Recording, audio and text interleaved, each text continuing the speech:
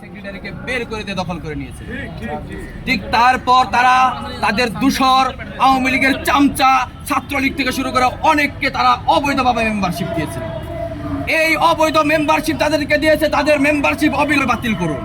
এবং পাশাপাশি আমাদের যে 72 ঘন্টার যে আলটিমেটাম দেওয়া হয়েছে তার মধ্যে আমাদের যারা অনেক সিনিয়র সাংবাদিক তাদের 20 বছর 25 বছর 30 বছর হয়েছে, তারপরে এখানে মেম্বারশিপ হতে পারে নাই। আমি নিজে এই পর্যন্ত 5 বার আবেদন করেছি 2013 সাল থেকে এখন পর্যন্ত মেম্বারশিপ দেয় না, কারণ আমরা তাদের ভিন্ন মতের ছিলাম। আমি অবিলম্বে বলতে চাই, আপনারা এই ধরনের পায়তারা বন্ধ করে আপনারা অবিলম্বে যারা পেশাদার সাংবাদিক যারা দীর্ঘদিন ধরে এই প্রেস ক্লাবের মেম্বার হতে পারছে না তাদেরকে মেম্বারশিপ দিন। তা না হলে আমাদের এই যে সাংবাদিক সমাজ যেভাবে ফুসে উঠেছে, যেভাবে ছাত্র জনতা ফুসে উঠে এই জালিম স্বৈরাচারী সরকারকে পতন করেছে, ঠিক সেইভাবে সাংবাদিক সমাজ এখনো যারা এরকম দালালি করবে, যারা মেম্বারশিপ দিবে না, তাদের বিরুদ্ধে রুখে দাঁড়াবে।